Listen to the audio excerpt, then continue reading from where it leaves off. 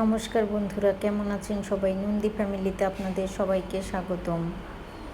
আজকে একটু ছাদে আসলাম, প্রচুর আম ধরেছে, তাই ভাবলাম আপনাদের সাথে একটু শেয়ার করি। আসলে যে আম ধরেছিল সারা দিন আমগুলো পড়ে যাচ্ছে। এই আমগুলো থাকলে অনেক বেশি পাকা আম খাওয়া যেত, তবে আমের বোটাগুলো খুবই নরম, যার জন্য আমগুলো পড়ে যাচ্ছে। সারা দিন আম পড়ে, বেল গাছে বেল ধরেছে, আম গাছে আম, আবার কাঁঠাল গাছে কাঁঠালও ধরেছে। আর এজন্যই ভাবলাম যে আপনাদের সাথে একটু শেয়ার করি। আসলে কয়েকদিন হলো গ্রামে এসেছি, কিন্তু ভিডিও দিতে পারি না, শরীরটা তেমন ভালো না, একটু অসুস্থ, এজন্য রেগুলার ভিডিও দিতে পারিনি। অনেকগুলো বেলও আছে গাছে, আর এই বেলগুলো অনেকটা মিষ্টি। আমাদের বাড়ির গাছের বেল খেতে অনেক মিষ্টি, দারুণ লাগে খেতে। বেলের শরবত তো আমার খুবই পছন্দ। কাঁঠাল গাছে কাঁঠালও ধরেছে, আর 3টে কাঁঠাল খাওয়াও হয়ে গিয়েছে। কাঁঠাল দিয়ে তরকারি খেয়েছি, কাঁঠাল দিয়ে ডাউল দিয়ে খেয়েছি, ভালো লেগেছে অনেক। আসলে শহরে থাকলে তো ছোট কাঁঠাল তেমন পাওয়া যায় না, এবার গ্রামে আসাতে কাঁঠালের এই তরকারিগুলো খেতে পেরেছি। আর এত আম ধরেছে, কিন্তু পড়েও যাচ্ছে অনেক আম।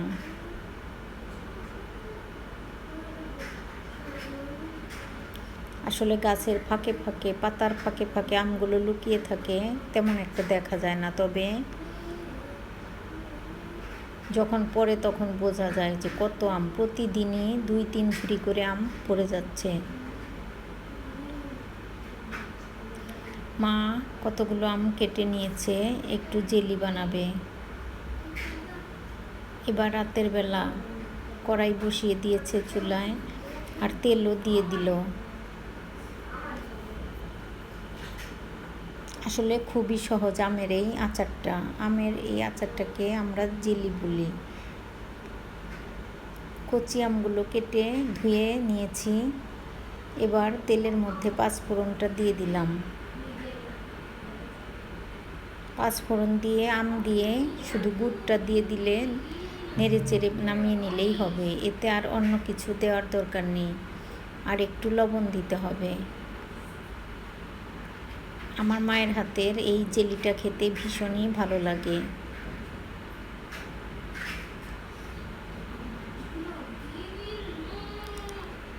আর চুলায় বানানো আচার, এর টেস্টই আলাদা।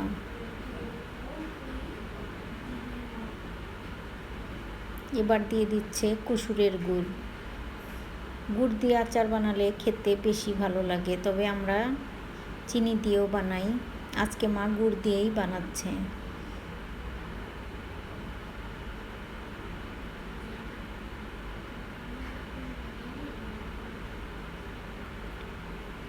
এবার গুড়টা দিয়ে খুব ভালো মতো নেড়ে চেড়ে নিতে হবে। তবে আজকে মাকে বলেছি একটু টক টক করে বানাতে, বেশি মিষ্টি যেন না হয়।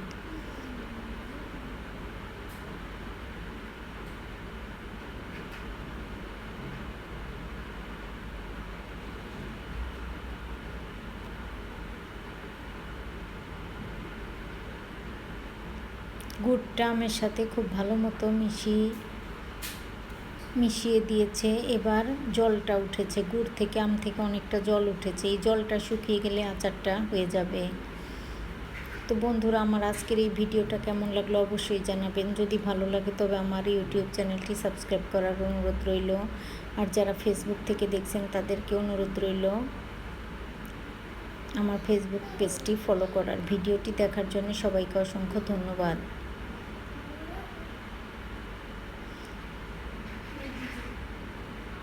এবার আচারটা জাল করে নিচ্ছে। আসলে অনেকটা জল উঠেছে। এবার কালারটা চেঞ্জ হয়ে গিয়েছে।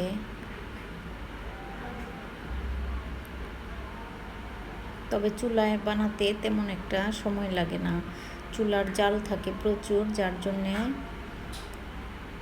জলটা শুকিয়ে যায় তাড়াতাড়ি, আর আচারটাও খুব তাড়াতাড়ি হয়ে যায়।